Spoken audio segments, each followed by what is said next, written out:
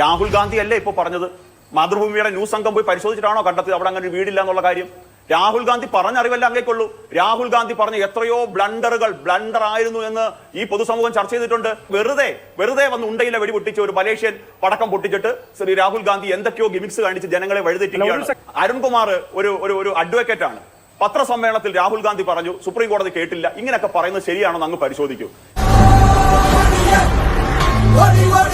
223 തവണ ഒരു ഫോട്ടോഗ്രാഫ്, അതും അടുത്തടുത്തുള്ള 2 ബൂത്തുകളിലാണ് വ്യത്യസ്ത പേരുകളിൽ ഒരു ഫോട്ടോ ഉപയോഗിച്ച് 223 വോട്ടുകളാണ് ചേർത്തിരിക്കുന്നത്. ഇതൊക്കെ എങ്ങനെയാണ് സംഭവിക്കുക? നമ്മൾ നടക്കില്ല എന്ന് കരുതുന്ന കാര്യങ്ങളാണ് നടന്നുകൊണ്ടിരിക്കുന്നത്.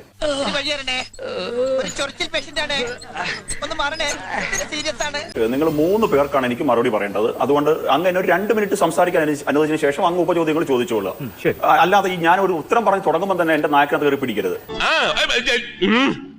ഈ കോൺഗ്രസിന്റെ എന്താ പറയുക ബൗദ്ധിക വിഭാഗം തലവൻ ശ്രീ ബുദ്ധിജീവി രാജു നായരോട് ഞാൻ പോയി എന്താ പറയുക രാഹുൽ ഗാന്ധിയുടെ പത്രസമ്മേളനം മുഴുവൻ കണ്ടിട്ട് വരാൻ പറഞ്ഞു.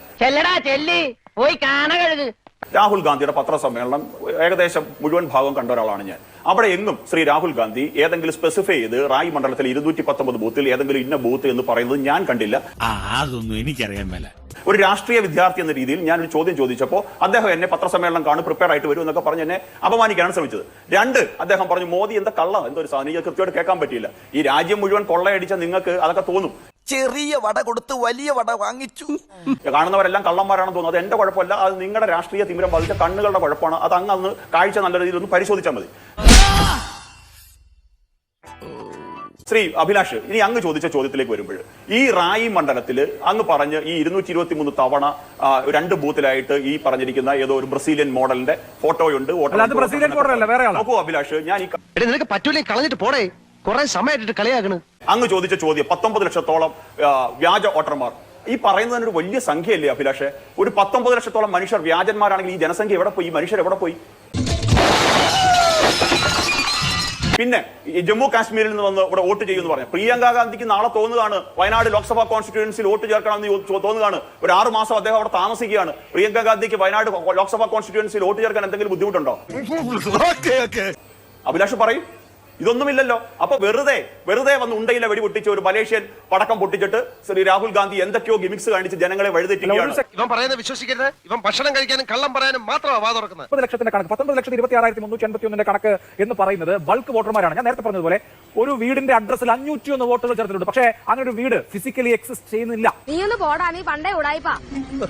മലപ്പുറത്തുള്ള ഉണ്ണികൃഷ്ണൻ മാഷിന്റെ വോട്ട് തൃശ്ശൂര് ചേർത്ത് സുരേഷ് ഗോപിക്ക് വോട്ട് ചെയ്യിച്ചു. അദ്ദേഹം തന്നെ നിങ്ങളുടെ സംസ്ഥാന വൈസ് പ്രസിഡന്റിനെ സംബന്ധിച്ചിട്ടുള്ള കാര്യമാണ്. ഇത് പക്ഷേ സംസ്ഥാനം വിട്ടിട്ടാണ് സാർ. ഉത്തർപ്രദേശിൽ നിന്നുള്ള വോട്ടർമാരെ, നിങ്ങളുടെ നേതാക്കളെയും പ്രവർത്തകരെയും ഒക്കെ ഹരിയാനയിൽ കൊണ്ടുവന്ന് വോട്ട് ചേർപ്പിച്ച് വോട്ട് ചെയ്യിക്കുക എന്നൊക്കെ പറഞ്ഞാൽ ഇതിനൊക്കെ ഒരു മര്യാദ വേണ്ടേ? അവനെ ഗ്രൗണ്ടിലേക്ക് ഇറക്കിയേക്കാം. രാഹുൽ ഗാന്ധി അല്ലേ ഇപ്പൊ പറഞ്ഞത്? മാതൃഭൂമിയുടെ ന്യൂസ് സംഘം പോയി പരിശോധിച്ചിട്ടാണോ കണ്ടെത്തിയത് അവിടെ അങ്ങനെ വീടില്ല എന്നുള്ള കാര്യം? രാഹുൽ ഗാന്ധി പറഞ്ഞറിവല്ല അങ്ങേക്കുള്ളൂ. രാഹുൽ ഗാന്ധി പറഞ്ഞ എത്രയോ ബ്ലണ്ടർ ആയിരുന്നു എന്ന് ഈ പൊതുസമൂഹം ചർച്ച ചെയ്തിട്ടുണ്ട്. 2, ഇനി കേരളത്തിൽ നിന്ന് എത്രയോ ആൾക്കാർ സംഘടനാ പ്രവർത്തനത്തിന്റെ ഭാഗമായിട്ട് ഏതെല്ലാം സംസ്ഥാനങ്ങളിലേക്ക് പോയിട്ടുണ്ട് ഇല്ലെന്ന് പറയാൻ സാധിക്കും അഭിലാഷിന്? അരുൺകുമാർ ഒരു അഡ്വക്കേറ്റ് ആണ്. പത്രസമ്മേളനത്തിൽ രാഹുൽ ഗാന്ധി പറഞ്ഞു, സുപ്രീം കോടതി കേട്ടില്ല. ഇങ്ങനെയൊക്കെ പറയുന്നത് ശരിയാണെന്ന് അങ്ങ് പരിശോധിക്കൂ. ഇങ്ങനെ എന്തെങ്കിലുമൊക്കെ പറയുമ്പോഴേ എന്റെ മനസ്സിനൊരു സന്തോഷം ഉണ്ടാവുള്ളൂ. എങ്ങനെയാണ് ഒരു അഡ്വക്കേറ്റ് എന്ന രീതിയിൽ അങ്ങ് മറുപടി പറയാൻ തയ്യാറാകും? വെറുതെ ഈ രാഹുൽ ഗാന്ധി പറയുന്നതിനൊന്നും നിങ്ങൾ കൂട്ടുപിടിച്ചുകൊണ്ട് വെറുതെ നിങ്ങളും കൂടെ പൊതുസമൂഹത്തിൽ അപഹാസ്യരാകരുത്. ഈ രാഹുൽ ഗാന്ധി പറഞ്ഞ എന്താണ്? ഞാൻ വാർത്താ സമ്മേളനം നടത്തുന്നു, സുപ്രീം കോടതി കാണുന്നു, സുപ്രീം കോടതി വന്നിട്ട് അത് പരിശോധിച്ച് വേണ്ടുന്ന കാര്യങ്ങൾ ചെയ്യട്ടെ, എനിക്കിത് പറയാനല്ല സാധിക്കും. ഇതൊക്കെയല്ലേ പറയുന്നത്? നീയാണല്ലോ കോടതി. രണ്ടാമത്തെ കാര്യം, രാഹുൽ ഗാന്ധി എന്താ അമ്മയെ പറഞ്ഞപ്പോൾ മോഡി കരഞ്ഞു എന്നൊക്കെ രാജു പി നായർ പറഞ്ഞിട്ടുണ്ടായിരുന്നു. ഇവിടെ എന്തൊക്കെ സ്റ്റേറ്റ്മെന്റ് ആണ് കഴിഞ്ഞ ദിവസം നവംബർ മാസം 4-ാം തീയതി രാഹുൽ ഗാന്ധിയുടെ ഭാഗത്തുനിന്നുണ്ടായത്? അദ്ദേഹം പറഞ്ഞത് അഭിലാഷ് മോഹൻ എന്തുകൊണ്ട് ചർച്ച ചെയ്യുന്നില്ല? പോയി ചത്തുടടാ. സംസ്ഥാനമാണ്. ഒരു സംസ്ഥാനം പിടിക്കാൻ എന്തൊക്കെ ചെയ്തിട്ടുണ്ട് എന്നുള്ളതാണ് നമ്മളെ സംബന്ധിച്ച് കേൾക്കുമ്പോൾ അമ്പരപ്പ് തോന്നുന്ന, ആശങ്ക തോന്നുന്ന സ്ഥിതിവിശേഷം. നിന്റെ എല്ലാത്തിലും കയറി തലയിടുന്ന വൃത്തിയായിട്ട സ്വഭാവം ഉണ്ടല്ലോ, അത് ഇന്നത്തോടെ നിർത്തിക്കോണം. ഇതിനല്ലേ SIR നടത്താനായിട്ട് പറയുന്നത്? നമുക്ക് മാറ്റാവുന്ന, ഡിലീറ്റ് ചെയ്യാവുന്നതേ. ഇവിടെ 2 ഓട്ടമുള്ള പവൻ ഖേരയെ, 2 ID കാർഡുള്ള പവൻ ഖേരയെ നമുക്ക് മാറ്റാം. ഇവിടെ 3 സ്ഥലങ്ങളിൽ വോട്ടുള്ള ഇരിക്കൂർ MLA വോട്ട് നമുക്ക് മാറ്റാം. ഇവിടെ മറ്റേ എൽദോസ് കുന്നപ്പള്ളിയുടെ വോട്ട് നമുക്ക് മാറ്റാം. നല്ലോണം കിട്ടിയോ? സാമാന്യം ഭേദപ്പെട്ട രീതിയിൽ. അനിയാ പോട്ടെ, അമ്പിമോനെ പോട്ടറ. സാറേ ഒന്നും വിചാരിക്കില്ലേ മക്കളെ, മാമനോടൊന്നും തോന്നല്ലേ?